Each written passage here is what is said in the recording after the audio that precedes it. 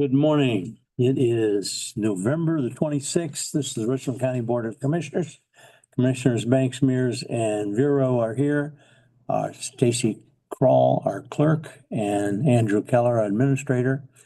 And Dr. Burwell, our coroner. Why don't you each one of you introduce yourself in case somebody's listening. Randy Ritchie, Administrative Assistant.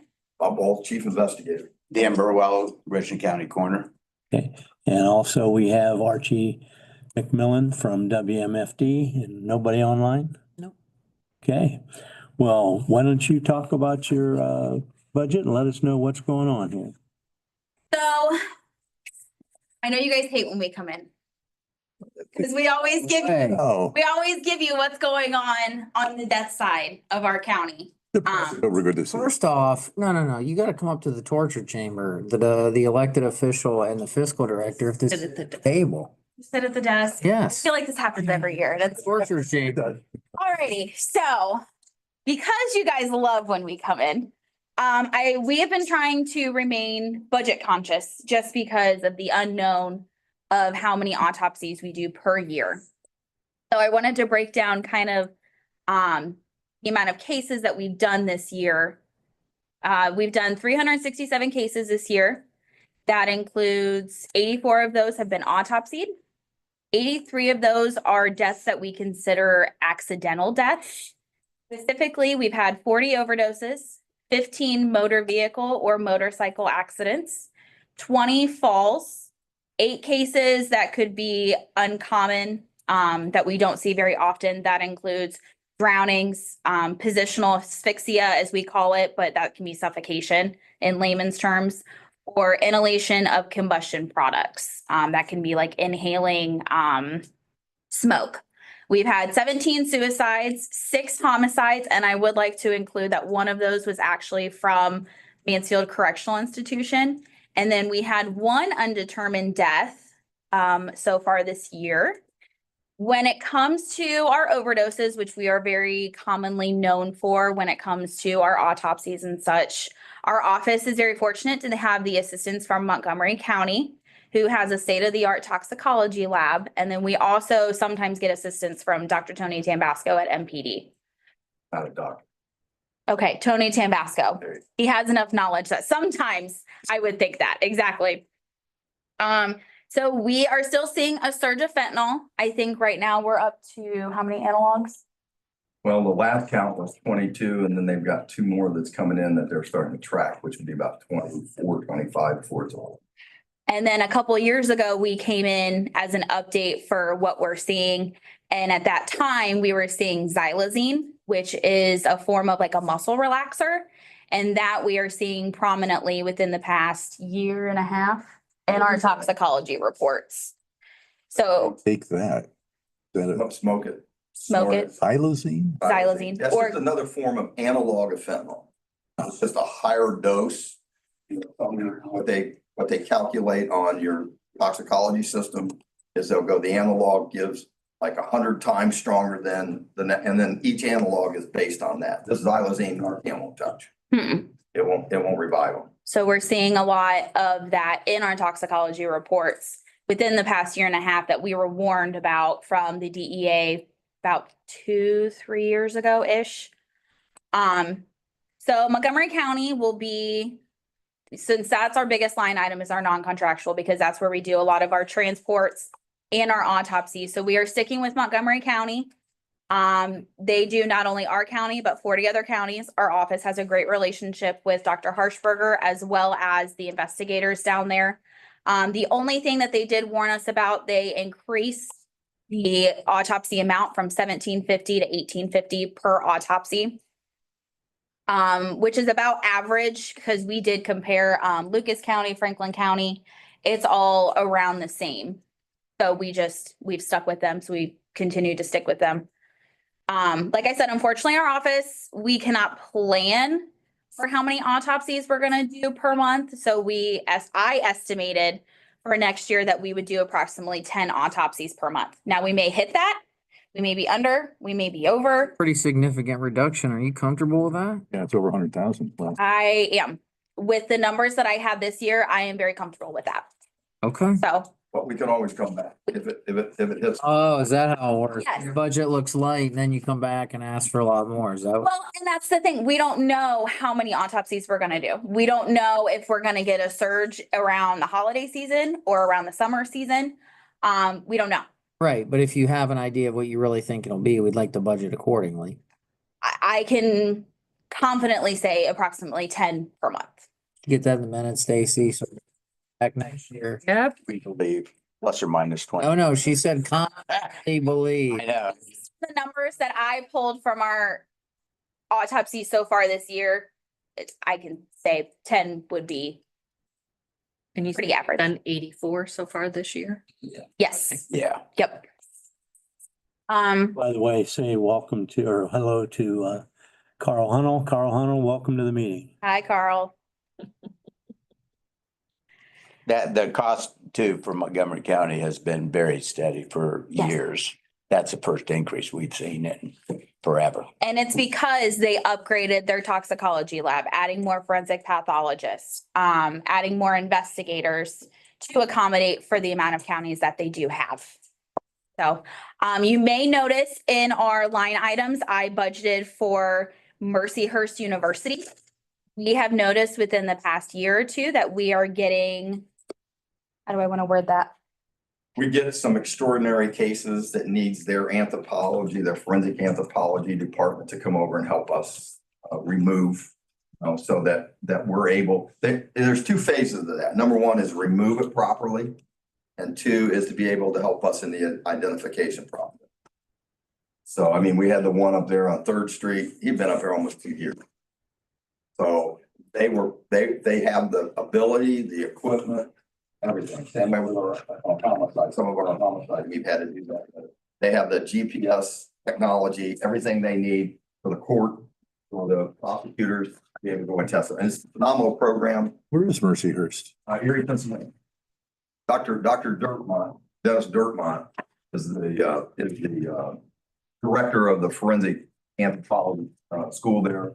And I've worked with him on the OMOR, mortuary response group. They're a phenomenal group. You can't, it's hard to It's do best without in the them and nation. what they bring to the table. They got a pretty good lacrosse team too. Do they? Got a good lacrosse. team. I'll tell him that next time I talk. Be cold. Yeah. So I just wanted to highlight that because they do charge us a significant amount of $3,200 per decomposition case. So I wanted to highlight that because that is a significant increase from the normal autopsy that we're normally seeing. They So, probably have the only odontologist. They do. yeah. That I'm aware of. So we can't, if we do have a case like the one that we have on Third Street, we can't not use them. I mean, it's a priority, I feel. She had him identify dental record. Once I was able to obtain the dental records, she had him identified within 3 days. Yeah. I mean, they're just, then they take the remains back to Mercyhurst. They analyze them. We're looking for trauma and they're able to do all that for us. Mhm. What they bring to the table, that's reasonable. And they've done our cases over the past 4 years. We've had Started out with one every Kathy year. Hudson. That's one down, yeah, probably Yeah. 5 years. Yeah. But Dan, you've been. That was longer than that. Oh, That was 8 years ago. 8 years ago. Yeah, it had, So. yeah. Our transportation will remain the same. His name is Maurice. He owns Integrity Care Transport. He has warned me that the prices will be the same. However, based on gas prices, it may fluctuate per month, but it won't be but a couple bucks, maybe $25, $50, depending on gas, depending on size of the decedent, whether they're overweight, whether they're severely decomped, and such like that, which we were okay with. We have a really great relationship with him. Every law enforcement agency loves when he comes. I mean, he's just a great asset that we have. I also want to point out that we are upgrading our nice morgue, continually, IT upgrades. So last year we installed morgue sensors to be able to monitor the temperature of not only the cooler, but the room. In previous years, it gets a little warm. And when it gets a little warm, it gets a little stinky. That wasn't that long ago, was it? No, it wasn't. It sure wasn't. So, Forgettable. yeah, it sure is. CAC, you know, that CAC. CAC, yeah. So I worked with Matt in IT and he found this company out of Utah and they've been great and the sensors have been working great. I get notified every time that more doors open, every time the battery is low, which is a lot of notifications, which it's fine. And then anytime the temperature is fluctuating as well. So we also have a computer downstairs that is in real time when something is logged in the computer, as in if someone is being dropped off or a funeral home is releasing. But obviously one of us is there to do that. So yeah, that's what I got. Well, you're right, you had 367 cases, So far this year, that doesn't include the holidays. 68, I had one last. more than one a day. Yeah. Yeah, it sure is. Not all those are autopsy or anything like that. Cliff. We're just notified about outside death and a lot of them are releases. Mhm. So, But we still have to work them. but we have to get their information and Yes. that would, for the most part, our local physicians are good about doing the death certificates, you know, if it's their patient. We have a few outliers, but we're pretty lucky in Richland County in general to get everybody on board to do their own patients. So it's better for the decedent, you know, that they're the ones who suffer. The family suffers from waiting on a death certificate to be done. So compared to other counties, we're doing pretty well that way. So, The only other issue is what we discussed, your part-time. I did switch over to part-time, yes. Okay, Tony, you got any questions? No questions? Archie, you got any questions? Carl, you have any questions? Nope, not at this time. I'm actually on vacation, but I couldn't pass up the opportunity to hear about what's going on in the coroner's office and say hi to Bob. I do need to back up one step, just real quick. I show, and I, But no question. I'm back. You guys are in the scales, and I do show that. Because I show the investigator is topped out at the scale, but you still have a raise in instead of a lump sum. Do you know anything about that? What do you mean? which one? That's the year. Second. Hold this up. On my back, I have like a number of my questions.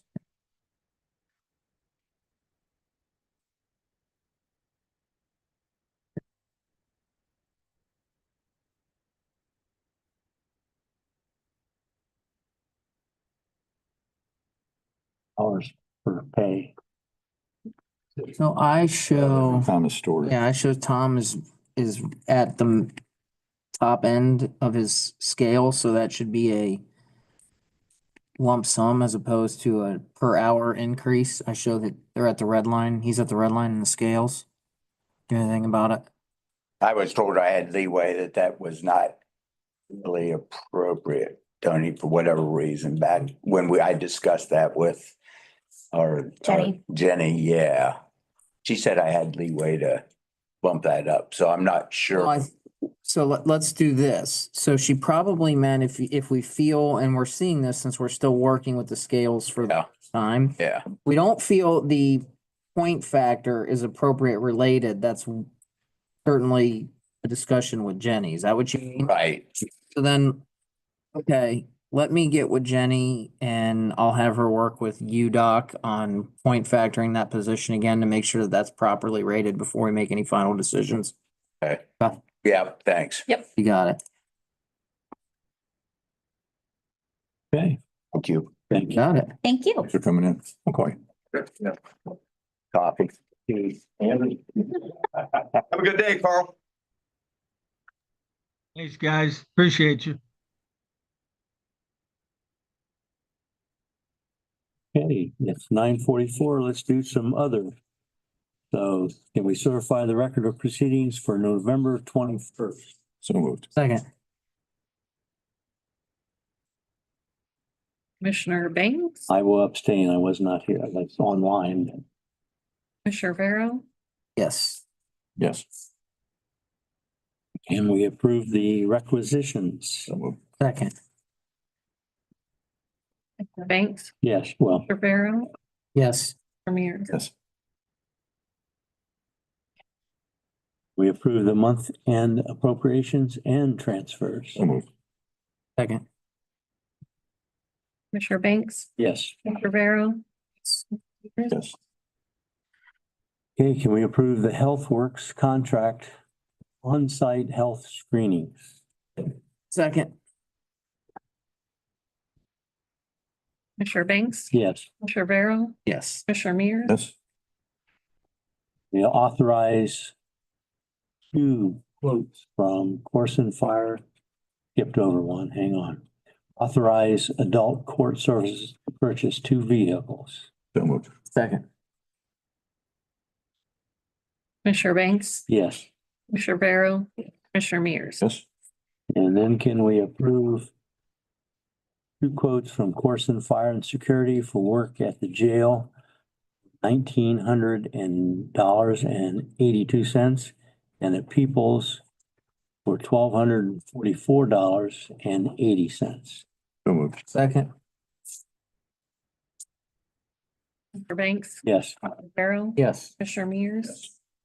Okay, and we approve notice of ARPA fund award $50,000 to Madison Township. So moved. Second. Commissioner Banks, Yes. Commissioner Vero, Yes. Commissioner Mears. Yes. And we approve the ARPA sub-grant agreement, Madison Township trustees. So moved. Second. Banks, Yes. Commissioner Vero, Yes. Commissioner Mears. Yes. Okay, it is 10:46 and we will stand in recess till 10 a.m. when we meet with the Park District.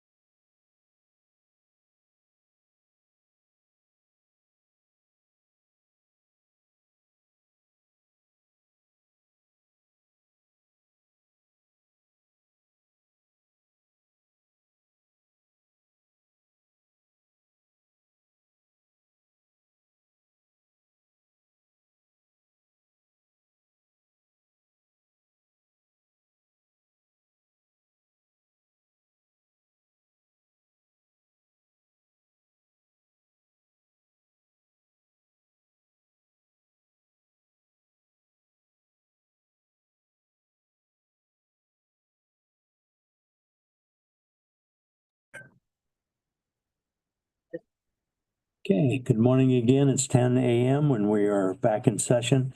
We're meeting with the Parks Department. And would each of you introduce yourselves and your relationship to the parks, please? Jason Larson, Director of the Park District. My name is Larry Smith, Finance Director for the Park District. Rhonda Berry, and I'm current president of the board. Thank you. Talk to us about the budget. Well, thank you again for having us. We appreciate the opportunity to come in and talk with the commissioners and talk about what's going on at the Park District. So all of you have copies. I know we sent updated copies this morning. We had a couple changes to our equipment line item. But basically, we just wanted to give you an overview of some of the things that have been going on. Obviously, this year is a bit of a learning curve because we had general fund money at the beginning of the year to finish out the year, funding until the budget money became available through the levy. So we're still getting our feet wet in terms of knowing the procedures to go through with government purchasing and everything that's over a certain amount of money and doing all the planning and going through all the processes and procedures for that. So we've spent a good amount this year working on getting things up to speed at the Park District, making improvements that we long weren't able to do, renovations and things of that nature, and we're starting to go through the purchasing. So if the budget will reflect that, and Larry can explain that better, that there's a bit of carryover from 24 into 25 because a lot of the purchases for vehicles, major pieces of equipment, we're still working out all the details with the state, with the county, do all the procedures that we need to go through for those purchases. But we've got lots of projects in the works for next year, working on various projects out at Fleming Falls. The bike trail repave project, some trail improvements and things at Gorman Nature Center. So lots of things that we're doing for the coming year. We were privileged to be able to go on with Carl Hunnell the other day and talk about some of the new things that we were doing with the Park District and trying to do more of that to get the word out to the community, to let folks know both in social media, the public media, various outlets, just to keep everybody abreast of the different things that are going on and how we're moving forward. So you guys have any questions as to what you would, and anything you'd like to know, or? Well, you and I and Larry have met a number of times going over the budget, so I think I've asked all. Okay. I did have one small item from a recent change. And you and I talked this morning about some pricing changes Yes. on your capital equipment. You had two pallets for the John Deere tractors. Not a lot of money, but that was removed. Yes, that we ended up purchasing those already. Okay. Those came out of the 2024 budget. We didn't think they would be available that quickly, but AgPro was able to find a dealer and get them to us the day after we ordered them. Year's budget rather than next year's. I see for the design consultant fees for planning new restrooms, picnic pavilion at Fleming Falls is $10,000. Is that going to be enough? Well, that was just, again, the where we have, probably not, but we wanted to err on the conservative side. So one of the areas in the budget that we have flexibility is the capital improvements line item. And we have that on the very first page of the budget. You'll notice that it says off to the side includes major projects and land acquisition, because we needed to have a space there where we weren't exactly sure if we were going to have a land to purchase available or something like that. So with the consultant for Fleming Falls, we wanted to make sure that we had the deck done. And so once the deck is done, we'll be able to go in and redo the parking lot and start to look at what we can do there. So we want to look at just preliminary things, you know, in the beginning, just to say, okay, if we bring somebody in, just as a consultant, to say, if we're going to build a park, if we're going to improve the parking lot, if we're going to do lighting, if we're going to do a bathroom, if we're going to do a picnic shelter up here, what might we be looking at, you know, just in terms of general cost. And then once we know those numbers, after we finish the deck and after we finished repaving and improving the parking area up there, then we'll be able to go in and look at the concrete numbers for exactly what it's going to take to build those things. So we didn't want to earmark too much there and move money around too often and until we knew exactly what we'd have more of a ballpark figure for that. I don't know if you two commissioners heard, we were talking before the meeting was back in session. The observation deck, they're gonna start construction next week Hopefully this month, yes. and be done before the end of the year. Very cool. That's what Bogner told us, so I crossed my fingers. It's a scaled down version from what we originally looked at. So I have, and Rhonda, I will do my very, very best. You're the board chair, so, whenever we talk salaries, it's always be an uncomfortable situation, but obviously I certainly have to ask appropriating authority. So I just want to make sure I'm looking at this correctly. And I know the levy passed and I know the staff was certainly underpaid. Okay, so acknowledge that wholeheartedly. But in looking at it, coming into 2024 before the passage, I showed that the park district was at 3 full-time employees, 3 full-time, 3 part-time, 2 part-time seasonals. I've seen in light of the levy passage, and obviously we've taken on Fleming Falls. The 2025 request is for 9 full-time, 2 part-time, 3 seasonals. That's a 200% increase in manpower. I also show, so the headcount overall is 248% increase. And I also show some pretty substantial wage adjustments were given out in March of April, which, you did have some scales. I understand that people were underpaid, so I'm trying to do it delicately. But the question I have is substantial raises were turned around and given in March and April. Why are their raises being given again already within 8 months? Well, some of those were people that changed their hours and went from part-time to full-time. And we had to come up with the adjustments for them. And then once we get on schedule for this new fiscal year, then we figured that we'll be straight 3%, just the way it'll go through the rest of the time of the levy.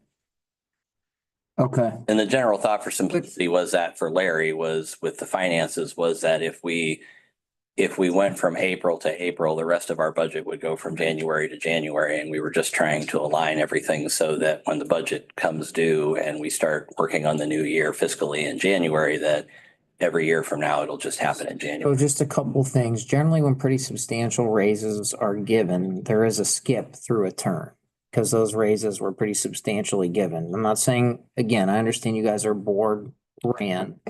We're trying to give deference to the board.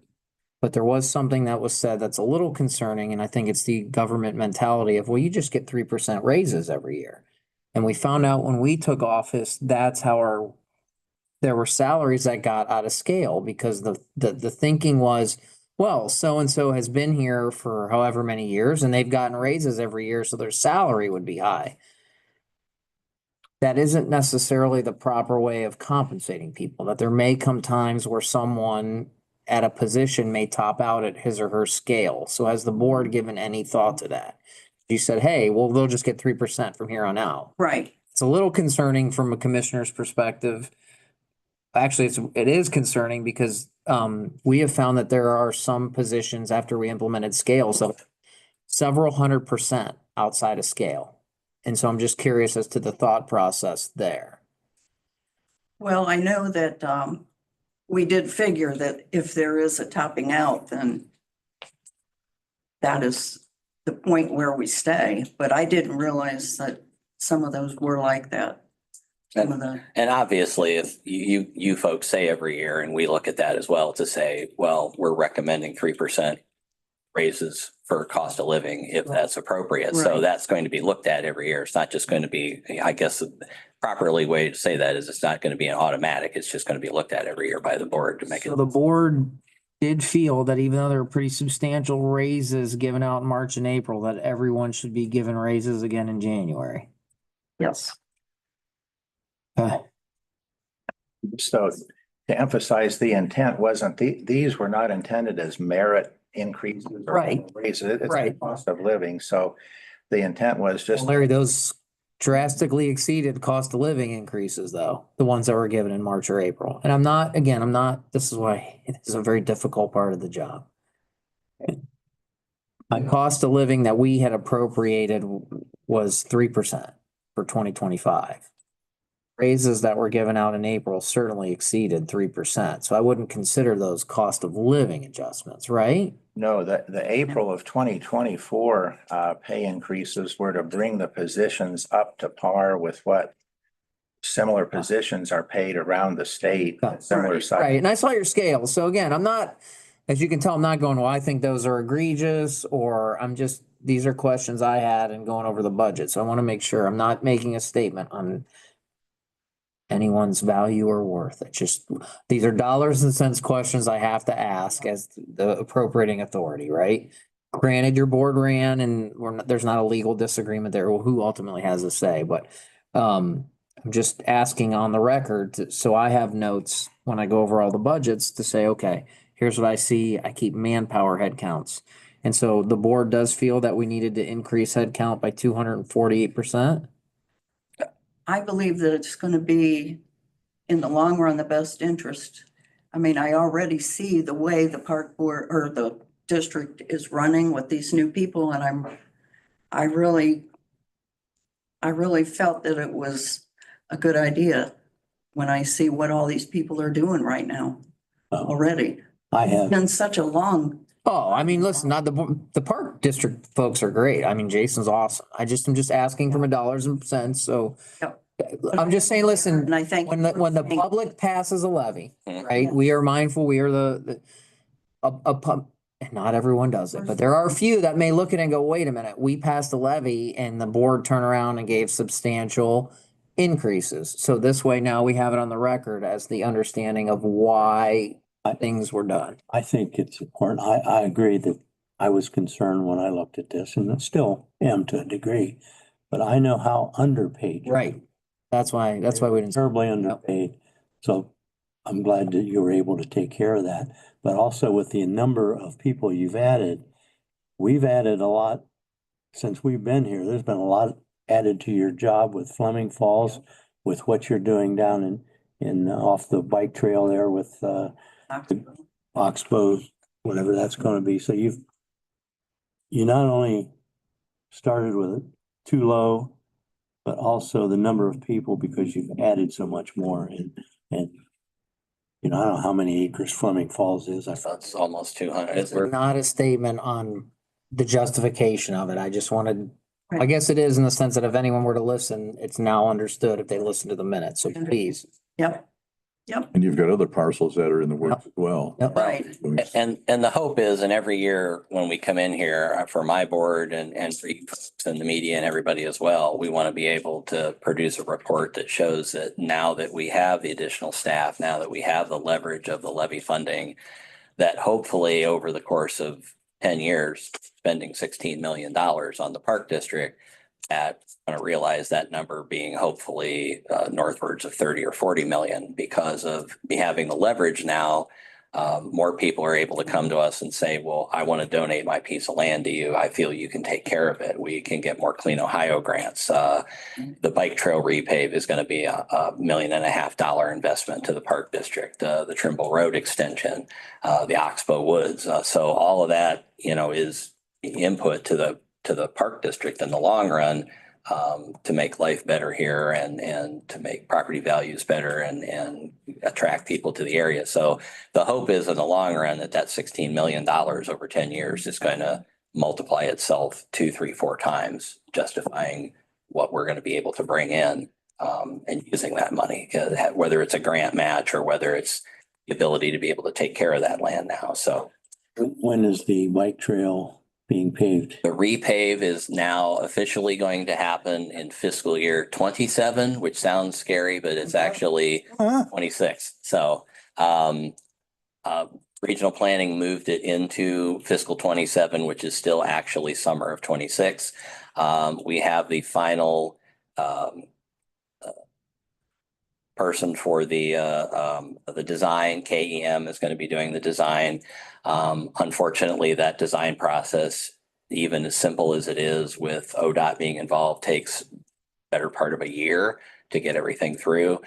So they hope to have the bids out in early 26 and ODOT will handle that to get the contractor and then we should start in 27. So, but we've also have in the budget, we also earmarked quite a bit of money, both levy money and money that we already have set aside to do many of the improvements. The fewer things that you have within the scope of the ODOT project, the quicker it happens. So if you have certain aspects of the project that you're taking care of internally, whether it's culverts, whether it's erosion issues, so on and so forth. If we can handle many of those before or after the project, it helps expedite it. So the end of this year, next year and early 26, we'll be doing a lot of work with tree removal where needed, culvert work, bridge work, fence replacement removal. So we're hoping to have most of that taken care of by the time the repave happens. 200,000. Yeah, that's not cheap. So we had a discussion about that, $200,000 for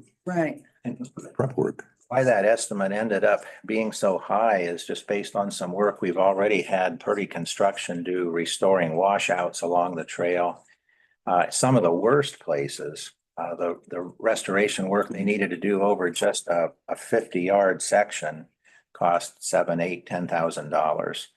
Now, obviously, we won't need to invest that much into every 50 yards of the whole trail, thankfully, but addressing the washouts, the erosion, leveling the shoulders, making it nice in preparation for the new pavement, doing some trenching to stop the worst of the root encroachment under the pavement. It'll be an expensive task. So that's why we estimated that high. The more of that we can take care of now, then the less we have to worry about later. Costs money, but in the final analysis, what your mission is to improve the quality of life for Richland County residents. And I think it's doing that. And it's really exciting to see the things that are on the threshold. And I see the Conservancy out of Cook. Yes. Yeah. And so that the general plan is, and again, somebody's listening, don't put this like on the record, but hopefully. On the record. It's on the record. Don't put it in the newspaper. But hopefully down the road, and again, this depends on funding available and the ability of us to take care of it. But the hope is down the line that eventually the Trimble Road extension will be transferred to the Park District, as well as the vast majority of the NIST property. Coming along too, that tunnel with the sandstone and that's gonna be real nice. Yeah. And I had some members, I spoke at a local group that were not happy with the tunnel and I'm like, wow, I couldn't disagree anymore. Oh. That tunnel is awesome and It's- it's connect, like you said, we talk about growing communities, walkability is becoming more, now we have, I mean, the ability to connect pretty much our entire county with different, I mean, it's just fantastic. It is. So, Well, Yeah. and- I couldn't disagree more on that one, man. And our board contributed taxpayer money for the project. So Yeah. it looks great. It's gonna be great. You get like you said, you connect everything. You got Cook Road right there. I mean, you're talking about a very robust park system. I think taxpayers will say if they're gonna approve a levy, they want to see their levy dollars going for, and you guys are doing that. So please, my questions were not, you've answered them. They make sense. I have no issues. And you guys have really amped up. The taxpayers can be proud for passing that levy. Thank you. And we're trying to do as much as we can with partnerships as well. I know we were just on the phone with Louis Andrews the other day and we're working with him and Destination Mansfield to redo the trail map for the bike trail. And now we want to include the Trimble extension. We want to include the tunnel. We want to include everything going to downtown so that it gives more of a complete picture of how that's all going to We be. know him as Louis Appleseed. The Appleseed. Did he put the scary Johnny He Apple? loves Johnny Appleseed. Yeah. I call him Louis Appleseed. Did you have the scary Johnny Appleseed face in here in your Video. lobby all day long going, Oh. I'm Johnny Appleseed? Well, that tunnel, not only is it a nice way to get under Trimble Road and continue the trail, but Errol came up with that too. That's the Banks Tunnel right there. well, Got him. Not true. I'm a longtime bicyclist. Yep. From a bicyclist Way perspective, better. that tunnel will be a destination. Yes. Trail. Yep. How many trails can you ride and get to ride through a tunnel? How cool is that? People will travel to Mansfield just to ride that section of trail. Yep. I'm gonna record that and put it on, again, you make the mistake of reading the Facebook comments once in a blue moon and Jody Perry and I were just like, unbelievable. What a cool thing. And people And were, going through the tunnel, then you enter the woods. you enter the woods, like it's amazing, Exciting. right? So, Posting downhill from. yeah, Yes, right. it's great. So I got nothing else. Thank you guys, Larry. Good Great stuff. job. Budget. Carl there. No, Yeah. No. Nobody's, nobody's on. oh, Oh, it's not on the, there you go. Well, if someone goes back and listens to the recording. So, well, thank you guys. All right, guys. Pretty good. Have a happy Thanksgiving. Yes, you Thank guys too. We appreciate your continued support as well. So I know I didn't want to try to figure out. For your time working on the numbers and help me understand Well, it. Appreciate it very much. yeah. We got everybody in the. Remember when I used to walk in and just say, Good working with you. here's my budget, and it was on one page, Daryl? And Tony would say, we're not throwing a deck chair off the Titanic. So All righty, very much. you're welcome. It is 10:21 and we will stay until 10:30 when we meet with the Board of Elections. You prefer to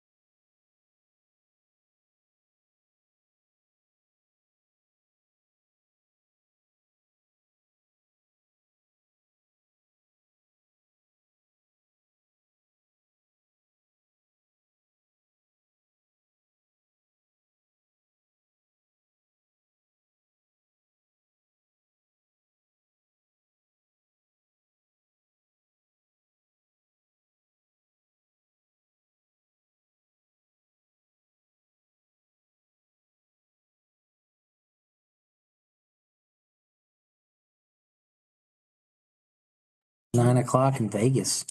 Number one team in the country, but Duke's favorite. It is 10:30. We are back in session, been joined by the Board of Elections. And wanted you to introduce yourselves and explain your budget to us.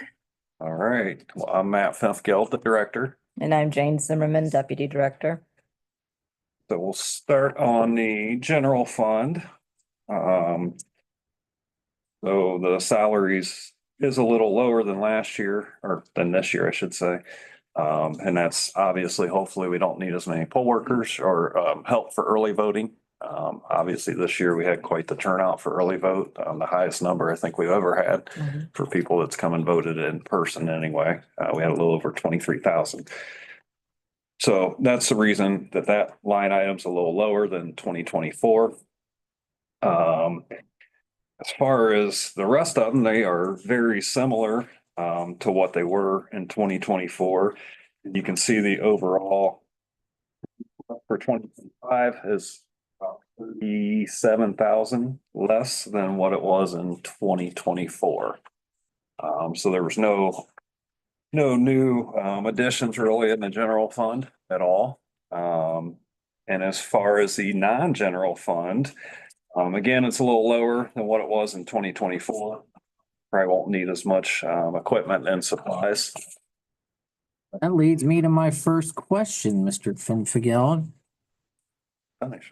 You're talking about equipment, so what is miscellaneous equipment? Well, we never know what we're gonna run into as the year goes by. But we always build in something that was in last year. Actually, that's been in No. years in the budget. For example, this year we had to buy splitter charges fees. We never would have projected that. And new income on those Yeah. as well. So that purchase there alone was, I think, around 18,000. So how do you come to that amount? The 30,000. Well, let's do 30 or let's do, Well, we had 50 in last year. We don't think we'll need as much equipment as we did last year or this current year. The number that unless we know of something that's coming. Otherwise. Add in under the contract services under that, Integra, 15,000. That's a new database that we started with this year. And we're working on, we just started it of August, I think. That database is gonna help. It helps with our poll workers communicate with poll workers. We can send text messages, emails to just like voting location managers or the presiding judges. We're gonna start trying to get them to schedule their classes. Right now, they can just kind of come whenever they choose, whatever day, whatever time. So we're gonna try to get it to where they're make it a little easier on our staff. And then also it's gonna be accountability tracking for all our voting machines and EPs. Currently, Don, who's a voting equipment supervisor, he manages all that, and there's like 6 different databases. So when we pull a machine out of service and replace it, he's got to go to 6 different places. Microsoft Access and Microsoft Excel on this one. And so this Integra system will help bring it all together. It's a lot simpler. You enter it in one database. It transpires to everywhere you need it, accountability forms and all that. So that's where the 15,000 is. That line item additional. So it's 75,000 additional, or I'm sorry, 75,000 is the request. We have been bringing in money on the chargebacks for the last 2 years now, I believe. Since we entered into working with Fink and Company, so they kind of handle our chargebacks now. Provide them with all the information, and then they build the worksheets, and then we approve the worksheets and take it to the board. Question. On the last page, under health benefits, health insurance. Last year, you don't show anything. And I understand why you wouldn't show anything for talking about last year. You got it for this year. Looked like to me, you, there for a while, you were putting benefit totals. Now you've. Okay, you have it on the first sheet, you just didn't put it. Right. No problem. Yeah, if it's on. On the first page. Same number. I'm sure it won't be the same number, but I use the same number as to what we had for 2024. Goes down. Just a quick question, and I'll preface it as I just had the same conversation with soil and water. So we'll always try to ask as delicately as possible. We know we're talking salaries. Not saying you guys do, but would certainly, some people can get defensive and I don't make position statements on anything. Sorry, I don't take, by asking the questions, I'm not implying that someone's doing a good job or a bad job. I'm just asking from a budgeting perspective. Will the boards manage the organization? I know you guys are board run. You certainly have a little more autonomy, legally speaking. But when we sent out our budgets, we had put in countywide for budgeting purposes, and we know you're board run, but you are a general fund entity. So you're part of the pie. We've had this conversation with other elected officials and how they should be funded. So we had said, hey, looking at it, we know there's wage inflation. We want to do a little more than just a standard 3%. So we did a cost of living 3% with an additional 1% for merit. Those are the guidelines we put out. If I do look at the budget submission, I see 5%, 5%, 5%, 12%, 5%, 6%. So just trying to get the board's rationale for how Board of Elections is treated different and even different than we're looking at for the rest of the general fund. Well, I'll start out with the highest, the 12%, for Amanda. Amanda's been a full-time employee for us for a year now. Previous to that, she worked as a seasonal employee, but was working full-time hours. And that's not a lot of money. So please, even 12%, that's $1,850. So So it's kind of where, you know, Right. to get her up to absolutely. amount. Not only that, but she started a part-time job right before we brought her on full-time, and she's now making more at her part-time job. Right. than what we are paying her. We get it. Now, do they have benefits Give her 10. And I knew that. I told Jane, I go, I know they don't have benefits because that's what I'm. And a pension, don't forget, that's a 14%, Pension, yes. 14% employer match. Yep. We're gonna, So that's kind of the reason for hers being the 12%. As far as the 5%, we kind of just based it off, I think wasn't there a department that did get a 5% or 5%, 4% raise, or did maintenance receive one? they were collectively bargained. Okay. I'm not, and again, I'm not saying it's right or wrong. I'm just saying if another elected official is saying, well, wait a minute here, we're all part of the general fund. I'm giving 3 to 4%. Why are other departments able to give 5%? So what would, Discussed it with our board and our board felt that 5% was the fair amount. Just, you know, for example, this past over a month, the amount of hours that our workers have put in has been astronomical. I mean, it's during peak, you know, 2-week period, we had one employee with 75 hours overtime. Another with almost 66. I mean, and that, you know, that's our core employees and us. They felt just, you know, the amount of hours, and they're mandatory. I mean, and it's weekends, it's nights. It's like, okay, I'm gonna sign up for this shift. They have to be there. Got to keep good people in this field because the demands of it are just growing and growing. I understand you guys. I'm just asking the Oh, I know. budgeting perspective. Try to keep everything consistent. So you guys, the board does a great job. So I'm typing in my notes right now. I have board felt as an election year, the staff for the extra hours they put in should receive 5% increases. So that's what I have in my notes. The folks that work overtime, do they typically take comp time or overtime? It's mixed usually. Their choice. Yes, yes, it is their choice. But it was an extremely long, Yes, we know. 3 weeks straight. That's have a day off. And Told me in Wayne, they work 4 weeks straight. I don't know what they. It's a quick question here. The $75,000 for LNA and extra office, that covers how many people? It just depends. I mean, this last election, you know, we've had 40 to 50 people. I don't think we'll need quite 40 to 50 next year. It should be a little slower year. But like for LNA, for example, we always have at least 15 seasonal part-time people in to help. And that's including, I'm in there all the time. John's in there, Jane's in there some. As well as Sharon and Linda, who's two of our main part-time people. So it covers anywhere from 15 to 40, 50 people, just depending on what election season it is. One thing I will say that, you know, there is talk of this coming May's election being a full countywide, which we was kind of hoping we get a little breathing room and it'd be a just, you know, partial county, which is how it was when I started there 4 years ago. But there's talk of a state issue being on the ballot. And if that's the case, it'll be a statewide election. Can we get that issue to limit how many constitutional amendments?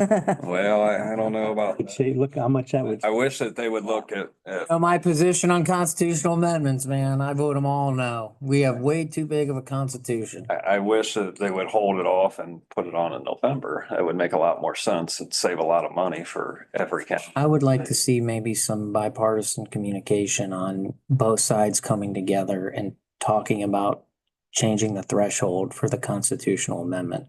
Just from a logistical perspective, the work boards of elections have to, and because we have one of the lower thresholds in the state of Ohio, you see constitutional issues on the bat, and it's just, that's not what constitutions are supposed to be. And I'm not making a political statement. I'm just saying from a logistical standpoint and the framework of our country set up hundreds of years ago, constitutions are an initial framework and then legislation that can be changes and adapted, fill in the gaps. And our constitution is not.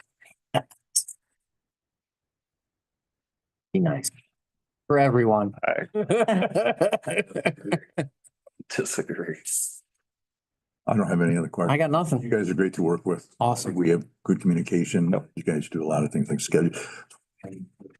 Our communication is scheduling those conference rooms and Yes. It's great to work with. doing that stuff. That was Paulette, right? It's 10:42 and we're gonna stand in recess until 11:15.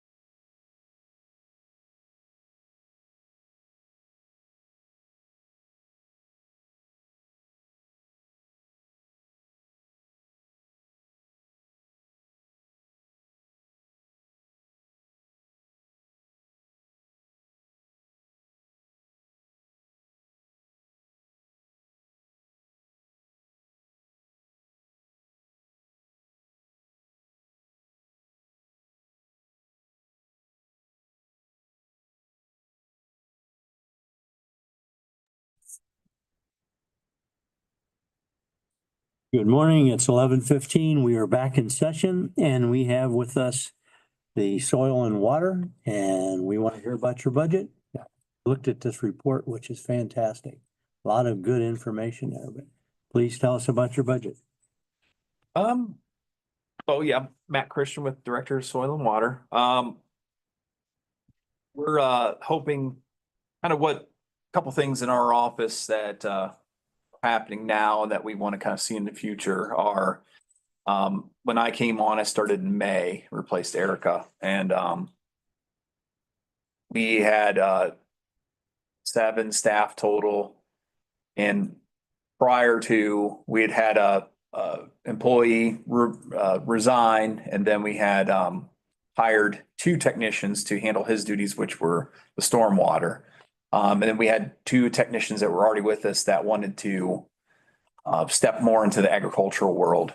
To kind of shore that up from last year's budget, we were able to get a grant from the county foundation and Richland Foundation, and to kind of hold that over.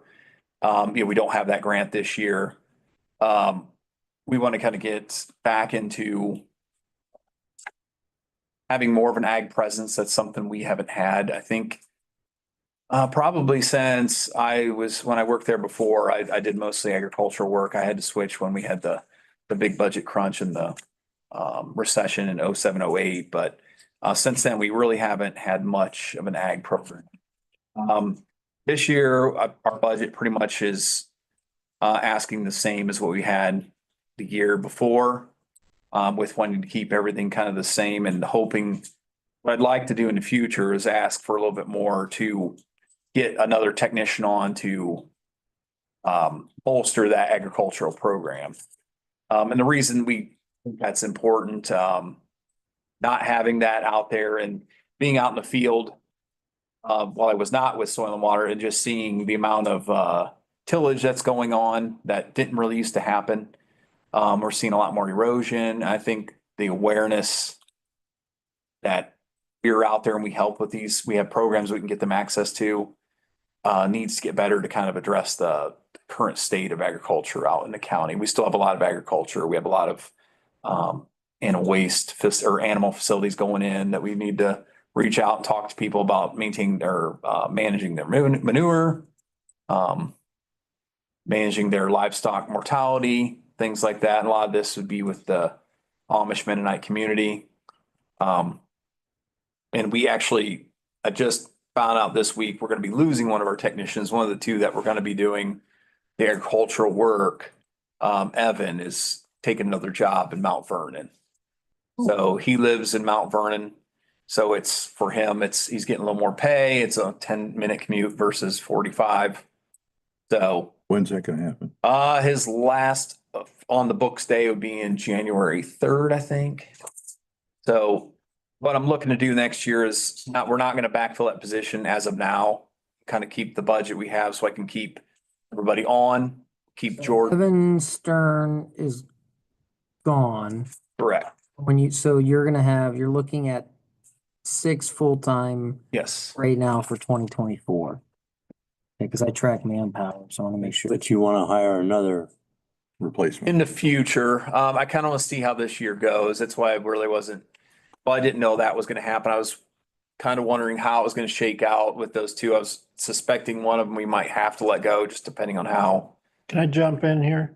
Yeah. He brought this up to the board. He had a inkling that Evan was going to leave. And at our last board meeting, he brought this up when we were in executive session. And his recommendation then was to the board, was not to fill it.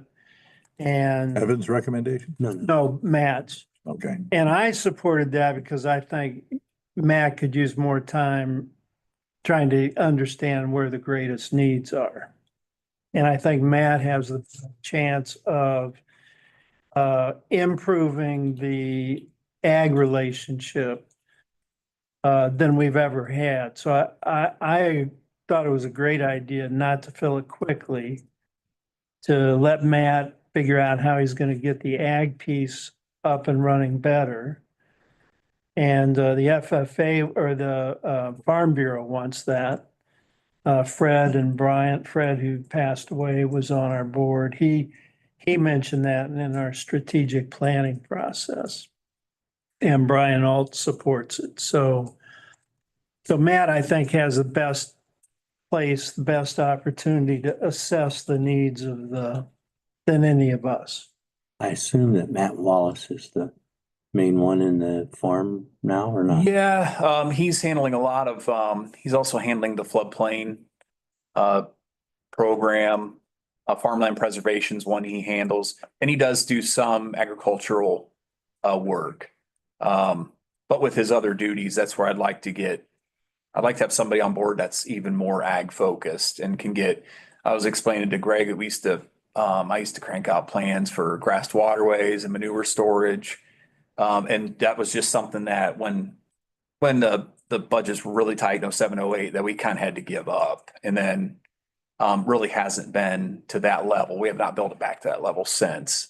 And I think when that happens, I think just people they kind of forget that it's out there, that Soil and Water is doing that work, and that's where I want to get that back to that I point. do at least want to discuss some headcount because in 2021, you guys had 5 full-time.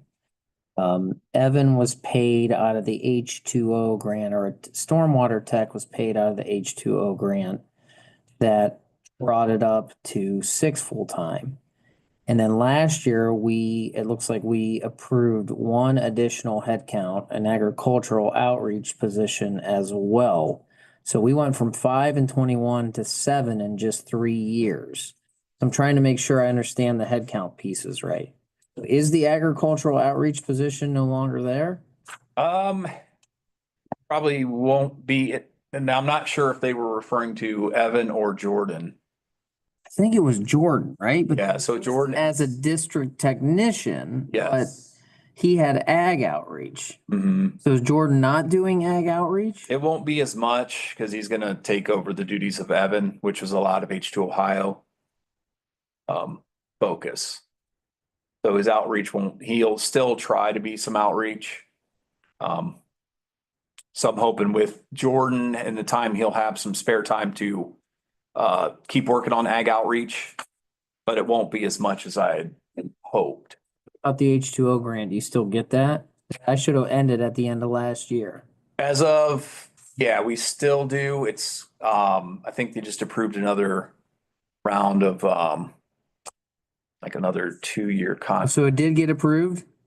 As far as I know, or they're still in, I believe it did get approved for the next 2 years as far as practices. They're gonna pay for, funding, cost share on practices. So what is, if you get looking at last year,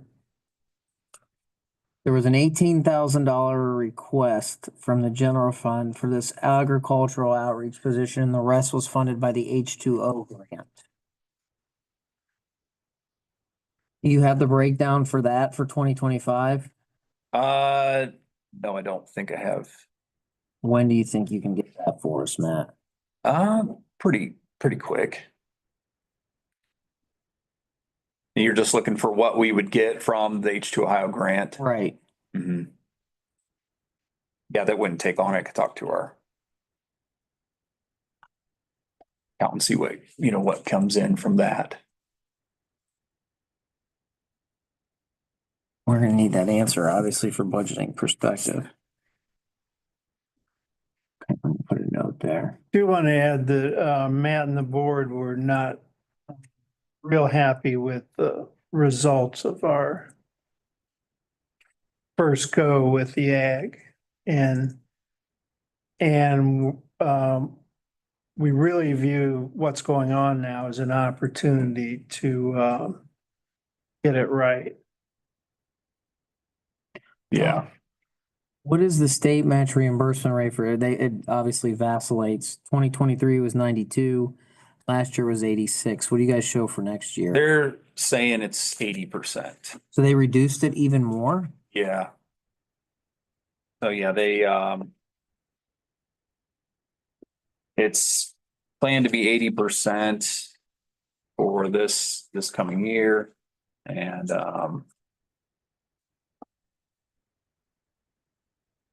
based on the match we would get from them would be, let's see if we had that right, because then the percentage actually came out. That'd be, okay, a little bit more than what we'd anticipated on the budget sheet. So it ended up being, it's gonna be 286,700 state aid. But that's more than what you guys submitted. Yeah, I think must have calculated a little low. Sure what they would come out with.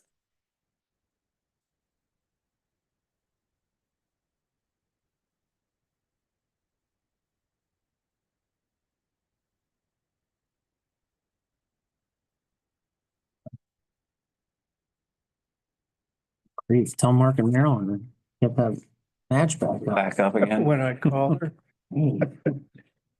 What was the 42,500 this year? Yes, Oh, that last year's one, that was that grant from the foundation. That was the grant from them to, that's the 42,500. yeah. So we will not have that this next year. Yeah. That's not this grant from Richland County Foundation on 1/375.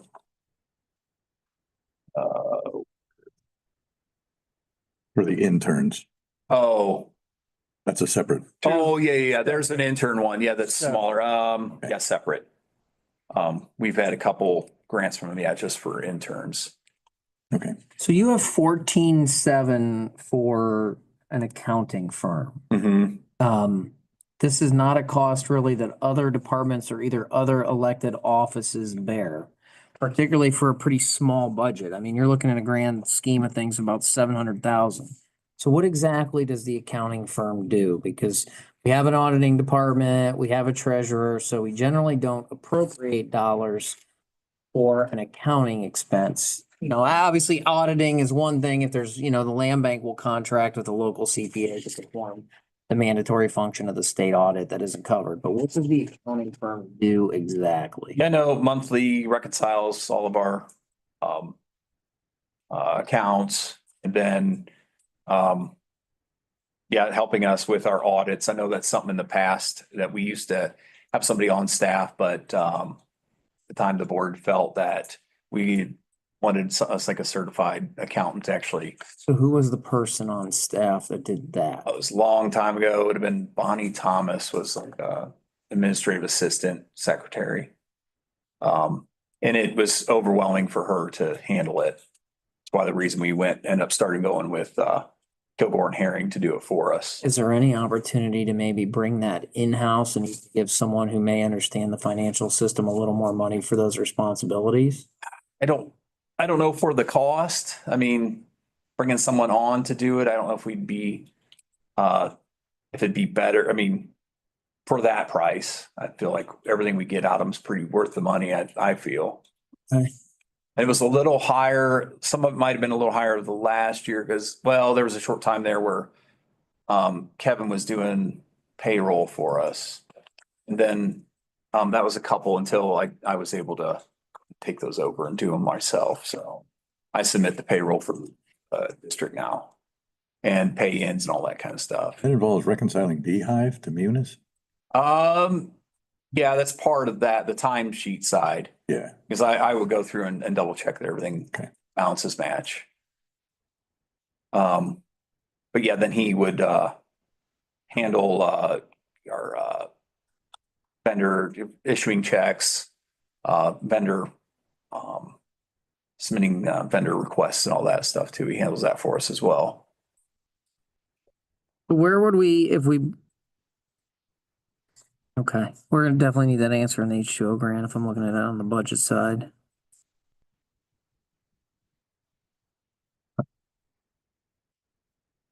But Matt, do you believe, so just because you had a couple changes, so the ask of the general fund is 327, 248? That you're confident in that number? Yeah, I believe so.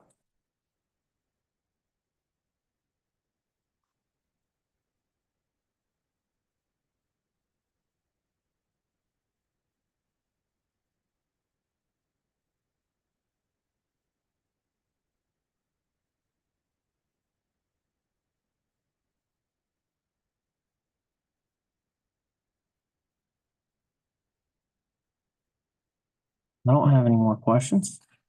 Or do I? And I don't either. Yeah, and I hope to, I feel like this process has been a big learning experience of going through this, so I Started when? May. So next year would be a full year of kind of being under my, but I hope to have, I feel more confident next year. You heard from Erica recently? Did you ever find housing out there in Helena? He did. She had a heck of a hard time finding a place. Yeah, she said it's because of the show Yellowstone. Yeah, it made, Oh. actually, yeah. Everybody wanted to feel like they could go work for Kevin Costner on a ranch. Yippee-ki-yay. Yeah. And now, so. Yeah. He's off. What? In the show? Oh, yeah. He didn't come back and remember he didn't re-up his contract, so that's not a spoiler. I didn't even know that. Oh. I gave up. It's a little ridiculous. It's good. The first couple seasons, it's getting a little ridiculous. That's what we gave up on it for. Yeah, it's getting a little ridiculous. I mean, I still watch it, but I'm just like, come on. If you're too deep in now, you can't just bail on it. And he was governor and like anyways, it's just. What's it been like coming back after all? It's been interesting. It's, a total different aspect. I had little glimpses of doing, some of this with John. But definitely not to this level. But a good supplement from being in engineering and coming back. Yeah, it's nice to be in that portion and understand what, both sides, because I do understand the agricultural side plus the stormwater side. I did both of them before. And coming back to having that experience is, I think, been pretty helpful. And it kind of, at least directing where I want the staff to go and focus on, and then kind of building back to what I think we used to have. So I've been real pleased just as a board member with the new, for instance, Matt goes out with the new employees when they have to have a difficult conversation about stormwater. Mm-hmm. When they, with a customer. yes, and they're uncomfortable with those conversations. So I really appreciate that Matt takes time to go out, help them do it, train them, give them feedback. I think I like the management I'm seeing so far, just from my.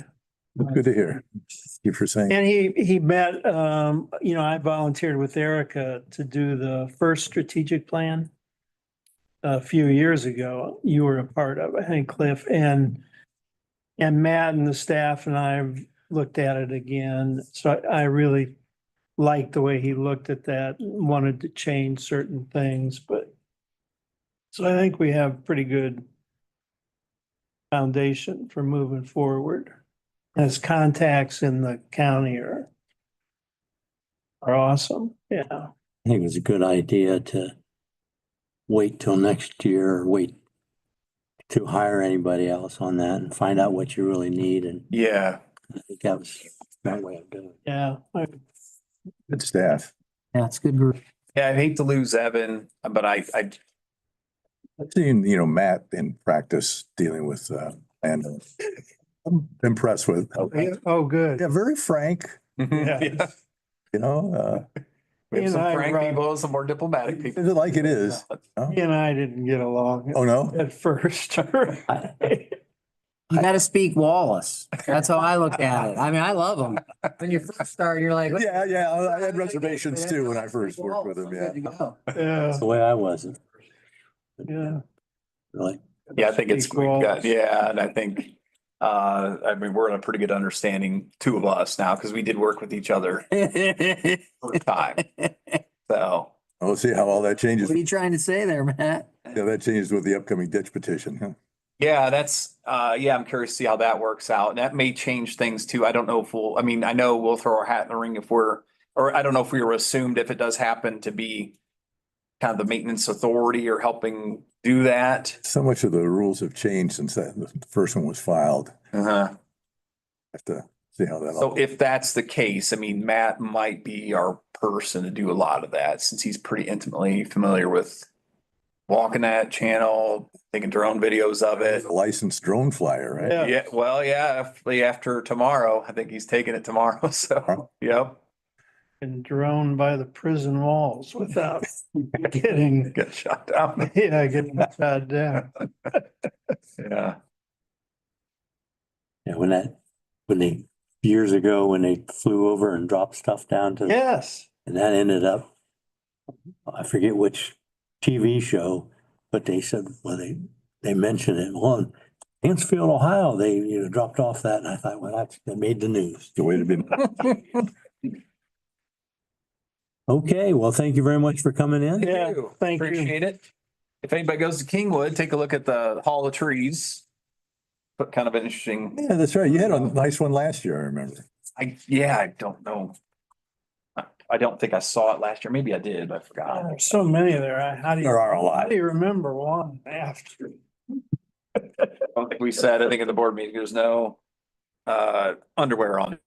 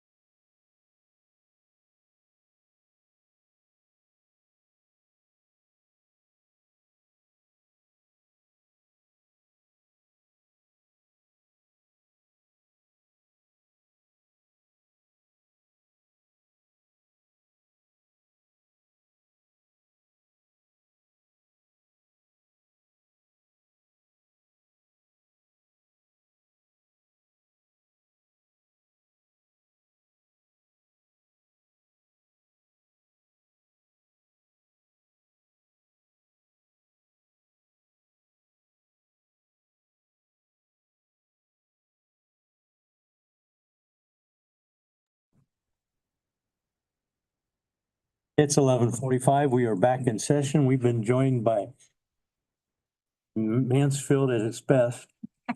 So that people know who we're talking about, would you, Mr. Engineer, introduce yourself and go around the room here? Yeah, I'm Bob Bianchi, city engineer.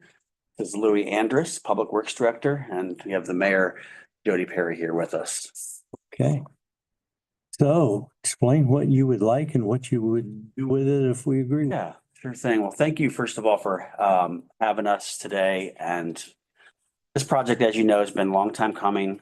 You'll see the graphic there, some graphics of what the project's going to look like, a project summary as well. But we're talking about a complete renovation of Main Street and from 5th to 6th, conversion of the street to two-way traffic, as well as a lot of decorative elements, streetscape elements, the plaza renovations, the arch installations, and a new crossing, pedestrian crossing across Park Avenue.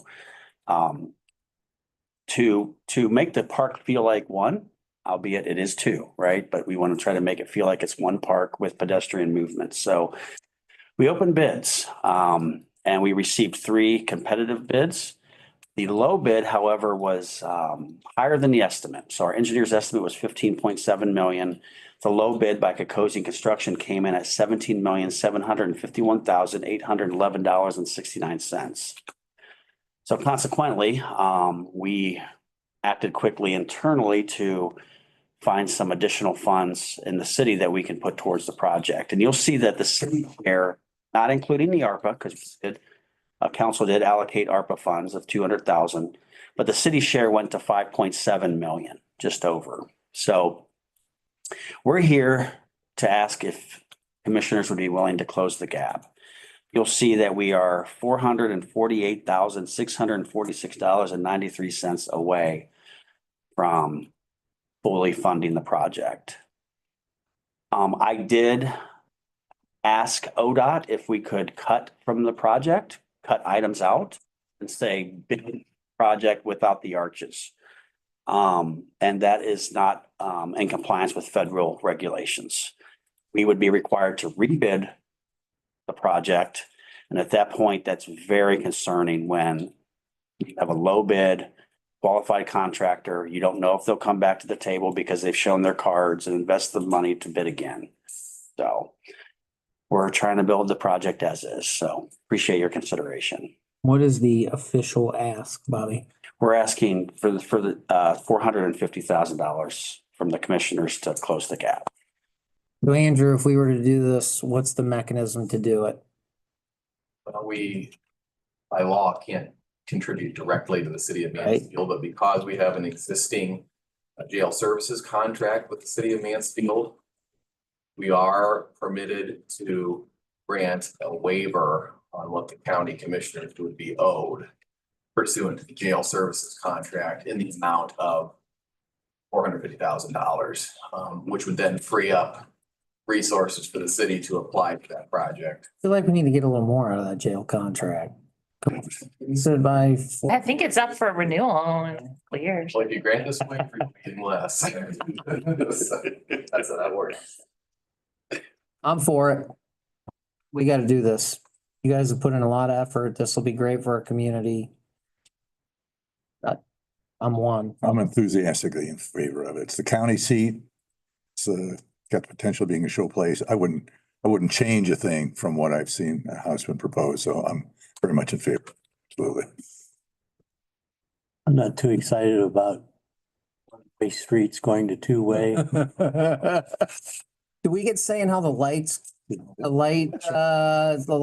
on and off and the timing of that? How's that work with Yeah, this? we'll take your The input. fastest way through is Diamond and There we go. I took that route. I was like cussing at you under my breath. Mulberry's faster. But yes, it Isn't absolutely that section of You Maine? stop at the St. Pete's light. That dings you every time. shouldn't. If the commissioners give the. You're are you speeding through the lights? Because it's turning left on Mulberry. Yes, Mr. Are you speeding out Mulberry? If the commissioners give the head nod today, I can put together a jail waiver agreement similar to one that we've done in the past. And then we can vote on it. City council and the county can vote on it at a later date. So I think you got 3 head nods. Okay. one of the things we did yesterday, or I did, we are by some unbelievable, our building improvements came in under budget by about 1.3 to 1.5, and I felt it would be good to an equivalent amount in projects. So I made a proposal. I'm just one of three for 4 projects that would kind of pretty much match that to the penny, and this was one of them. So those are monies we were anticipating on spending, and when you have some money, you also got to invest it. So it was on there. There was a rumor that part of this initiative, that part of Park Road, Park Street was going to be renamed 20 Vero Way. Is there? No, it ain't. No, it ain't. You have nothing in your plans to close the 2 parks, Park Avenue. No, If that ever happens, I want my money back. right. Okay, good. For the record, that's good to note. Yeah, no, Yeah, that is not enough. In fact, there's gonna be turn lanes added in there, Yeah. so it should facilitate better. Yeah. Well, I gotta change my spreadsheet to 450. You should have asked for 500. I gotta go update my spreadsheet. Snooze, you lose, Bianchi. Thinks like a lawyer. Clarification, just, we have not actually officially allocated that ARPA money yet. It is going to be allocated. Okay. Just as we're gonna kind of use that to clean up the final the extra amounts from projects that are done. So it'll go on the. Have 5 weeks to do it. There it is. Yeah. Main Street from 500 to 4. Going to be, it will be allocated, This will be started when and finished when? started in February, shovels in the ground in February. I mean, February, yeah, beginning of March, most likely. But yeah, you're gonna start shovels in the ground March, but you're gonna start seeing them activities, some staging and stuff in late February. And completed October 26th. all next year. Well, it'll be 2 years, yeah. So, October of 20. Oh. It's about 18 months. I thought you were being precise, October. oh, no, I wish. Don't ever It'd be do that awesome. with I like that engineering precision. It should be said, none of this money will be spent on Halloween activity. Oh, Okay. Then they'd need a lot more. Need a lot more to take care of that. just one clarification, I guess, is the question. So the agreement that we would have to sign, so we have to And we gotta get, award the contract by the end of the year. yeah. Is that, We can get it done. Okay. The agreement. yeah, okay. Standard Bianchi waiver. We can talk about, I mean, typically the waiver will be applied towards the first payment. Gale quarterly invoice that comes after the money needs to flow. So I don't know if, I assume cash flow is not an issue. No, it's just council approval ours would be December 18th. We would need an approval. So Stacy, we'll have to account for that on the general fund side and then figure out how to replace that. I just And all you do is then, I know how to do Page that. on timing. Talk about it. Yeah, especially for ARPA, we have. We're the only ones that do a waiver. Any other communities? Get the contract awarded. This 3124. Never say never, but you have a jail contract that other people don't have, so there's more room Have to, any like that with anybody else? Like they did with the. we'll just increase it next negotiations to make up for it. It is 11 And then go back. and we stand adjourned. Thank you. Wait, Carl's on. Stop. You snuck back in. I snuck back. I was in here before y'all were. I got all kinds of questions. You can't let Bob just walk out of the room. Where's he? Online. Oh, You don't want to take a picture, Carl, and get us in our best poses? I've already taken several pictures of Bob on screen grabs. He doesn't even know it yet. So that's,